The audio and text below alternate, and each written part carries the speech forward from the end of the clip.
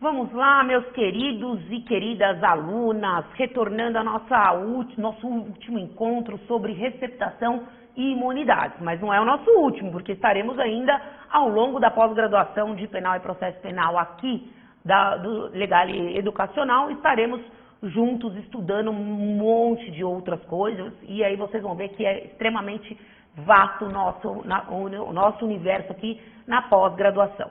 Bom, a gente acabou a outra aula, né, a aula de número 3 do nosso módulo 4, e aí a aula 7, nossa terceira parte da aula 7, falando sobre o perdão judicial no crime de receptação, falando da necessidade de primariedade do agente e também da pouca gravidade que vai ser analisada aí, do delito, vai ser analisada no caso concreto, né? Presentes os requisitos, diz a Defensoria, essa aplicação de perdão judicial é obrigatória. Veja a importância do reconhecimento do perdão judicial, porque diz a súmula 18, quando a gente parou, que a sentença que concede o perdão, senhores, é uma sentença declaratória. Sendo uma sentença declaratória, o réu não vai perder a primariedade. Aquela primariedade que a gente não quer perder, eu como advogado vou defender para que meu cliente não perca essa primariedade.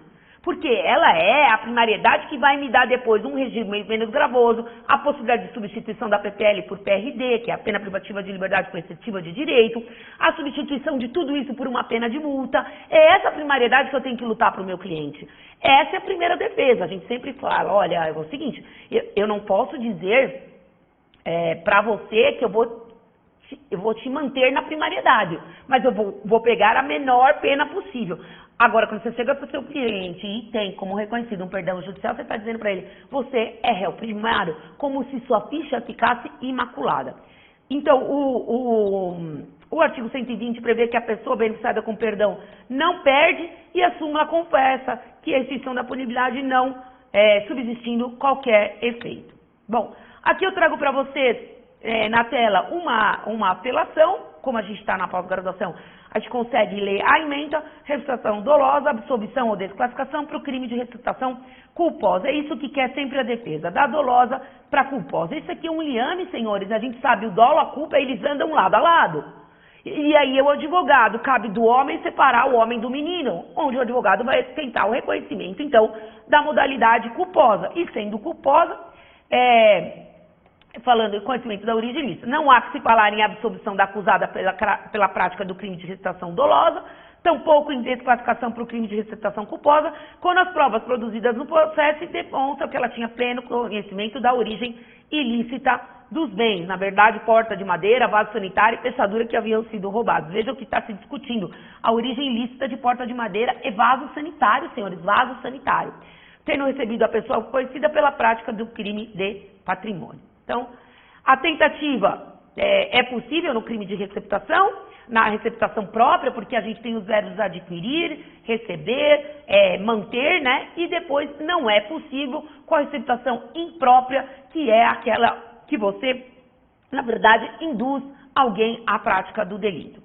A extinção da punibilidade do crime é pressuposto. E aí vamos falar o seguinte, aqui como exemplo de tentativa, eu estou negociando um carro roubado e de repente a polícia intercepta. E aí aconteceu o crime de roubo, mas não aconteceu o de receptação, porque o receptação foi flagrado, porque alguém denunciou ou porque a polícia estava numa tentativa de já apreender a ré furtiva e no momento que ela estava apreendendo, ela já estava sendo passada para um terceiro. E aí então eu tenho uma tentativa de receptação, cujo autor pode ser diverso, porque tem alguém que vai receber aquele produto do roubo, mas a vítima é a mesma, porque o carro roubado é da mesma pessoa. Bom, nasce a polêmica quanto à extinção da punibilidade do crime antecedente. Bom, extinguiu a punibilidade do roubo. Extinguiu porque prescreveu, do furto, por exemplo, né? E aí, essa extinção da punibilidade se comunica ao crime consequente, que seria a receptação, né? E o artigo 108 diz, a extinção da punibilidade do crime que é pressuposto para a prática de outro não se estende a esse. Ou seja, se prescreve o crime de furto, não quer dizer que está prescrita a receptação. Por quê? Porque cada uma tem uma pena e cada pena tem uma prescrição e a gente sabe que isso basta ir no artigo 109 do Código Penal. Mais uma vez, chamo a atenção para vocês, remetendo à parte geral. Então, duas hipóteses de eu trago isso aqui como observação, duas exceções a essa regra do 111, em que a extinção da punibilidade irá se comunicar, será no caso de abolício crimes, ou seja, furto não é mais crime. Tráfico de drogas não é mais crime. Então, se aquele não é mais crime, eu não tenho crime que é pressuposto para receptação. Ou de anistia. Então, nesses casos, vai haver uma comunicação, ou seja, se um extinguir, não haverá mais o crime de receptação. Então, nesse caso, não será, eu coloco aqui, mais punível a receptação, conforme previsão do 108, conforme a previsão do artigo 2º, parágrafo único do Código Penal. Então, essas são as observações que eu trouxe. Trouxe também aqui para vocês um acórdão sobre bens imóveis, né? Porque a gente está falando de imóveis e semoventes. Não estamos falando de imóveis, que não pode ser objeto de receptação. É um habeas corpus supremo, já a data aí de, na verdade, 1980, em que isso é reconhecido, mas falava-se em receptação de bem imóvel, ainda sobre a vigência do outro Código Civil. Mas não é possível porque é só de bem imóvel e semovente. A modalidade ação penal pública e incondicionada, ou seja, a titularidade do Ministério Público, não tem o que arguir a vítima do crime. Bom, vamos entrar aqui na parte final da nossa aula e vamos falar sobre imunidades. Quando eu vou falar de imunidades, então eu fecho meu capítulo receptação e entro na ideia de imunidades. Imunidades, elas vão ser aplicadas a todos os crimes contra o patrimônio, porque o caput do 181 me diz isso, e diz: é isento de pena quem cometer qualquer dos crimes previstos nesse título. Título, qual título? Crimes contra o patrimônio. Acabou. Então, o 180, ele é uma norma que se aplica a 155, 157, 168 e aí 171. E aí nós vamos a todos os crimes que estão naquele título, né? Remetendo a todos os crimes que estão previstos no título, ao estelionato, apropriação indébita previdenciária, furto, roubo, e aí todos eles que estão. Diz o inciso primeiro, em prejuízo, ou seja, em detrimento, né, um prejuízo pode ser financeiro, do cônjuge na constância da sociedade conjugal. Nossa Senhora, senhores do céu. Quando veio a Constituição, a equiparação da união estável ao casamento, nossa, e aí? Dizem os doutrinadores. Aqui eu estou dizendo, é uma norma boa, porque está dizendo para nós, não se aplica quando for em detrimento do cônjuge. Leia-se com a Constituição de 88. Não se aplica, porque o Código foi alterado em 84. Não se aplica quando também for em prejuízo do companheiro. Por quê? Porque eu tenho que fazer uma analogia em bona parte. E isso não é ruim, isso é bom. Ah, mas o Código fala cônjuge e deixa de construir em qualquer momento colocar aqui a figura do companheiro. Senhores, o que parece óbvio pela explicação não foi tão óbvio, foi objeto de várias discussões. Minha opinião é que isso equipara-se à união estável para abranger também aquele que lesiona o próprio companheiro. Também não é isento de pena, ou seja, não responderá, não haverá o que a gente chama de punibilidade para aquele que pratica os delitos contra o patrimônio, contra a ascendente, e aí a gente fala todos os ascendentes, avós, pais, na linha que sobe, ou descendentes, e aí não dá a linha da descendência.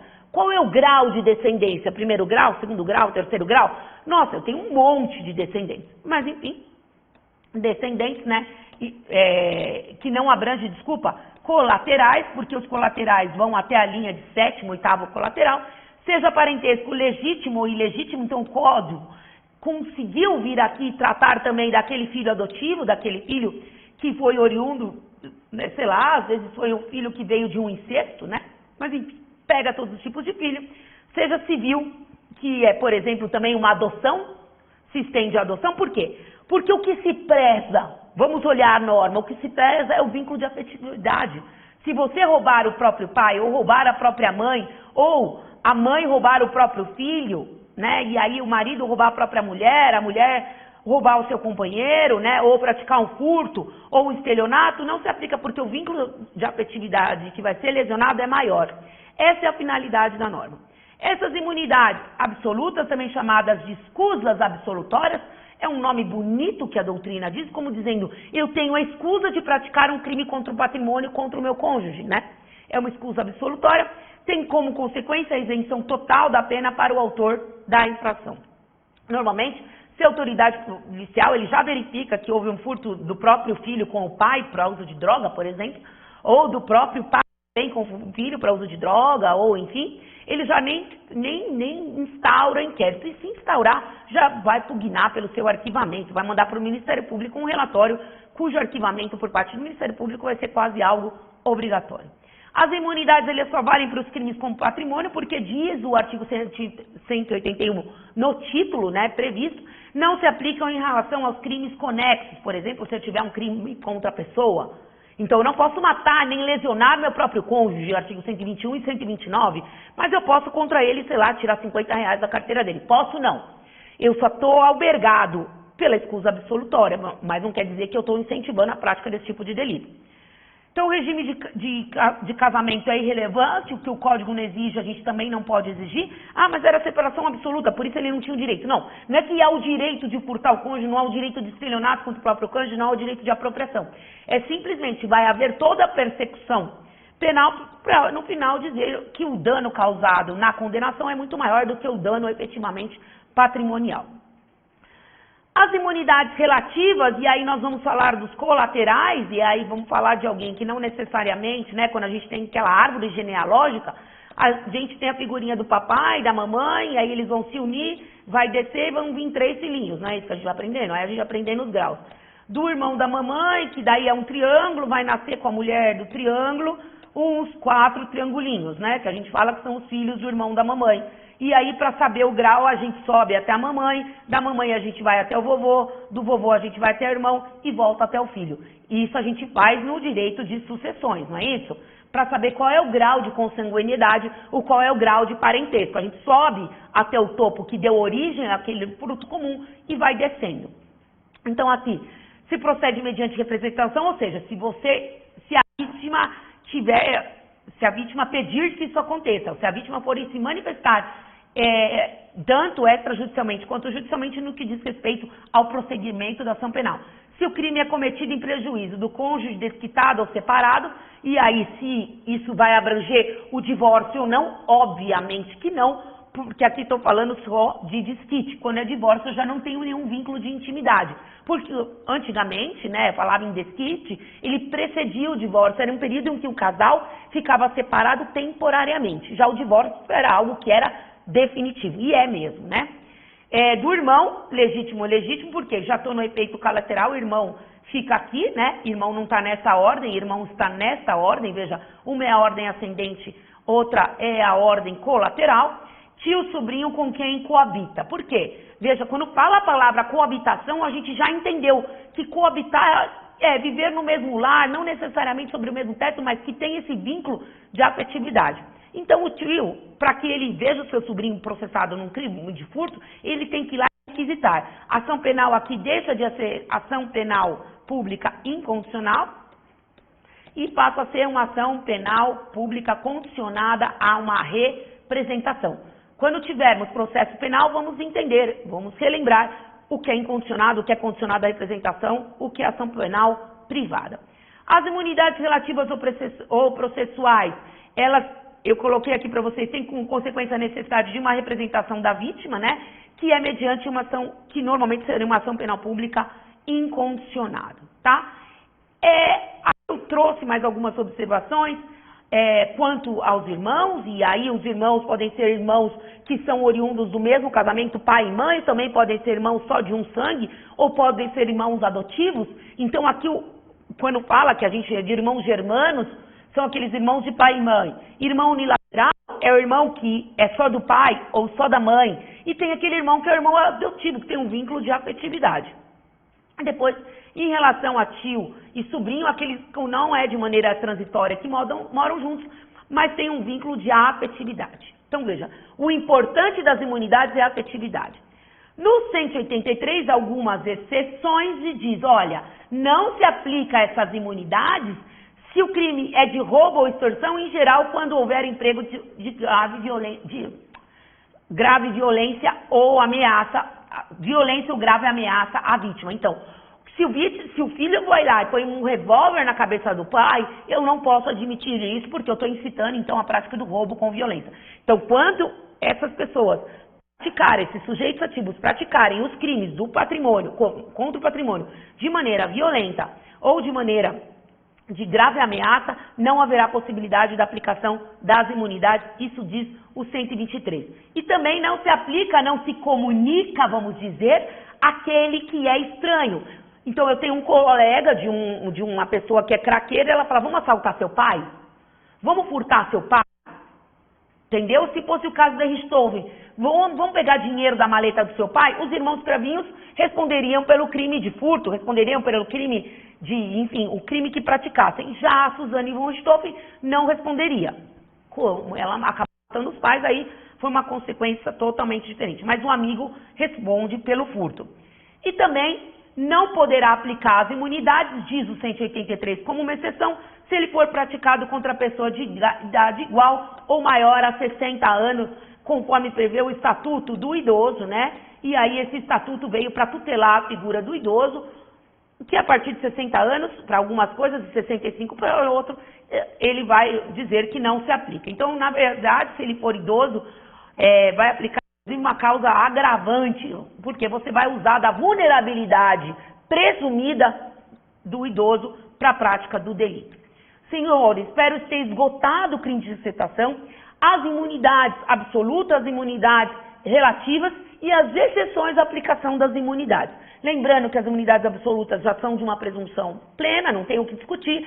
As outras, que são imunidades processuais ou relativas, precisam de representação e não se aplica quando houver violência ou grave ameaça, nem contra o idoso maior de 60 anos. Lembrando das reputações dolosas e suas modalidades, culposa, privilegiada e qualificada. Agradeço e vejo vocês no próximo módulo.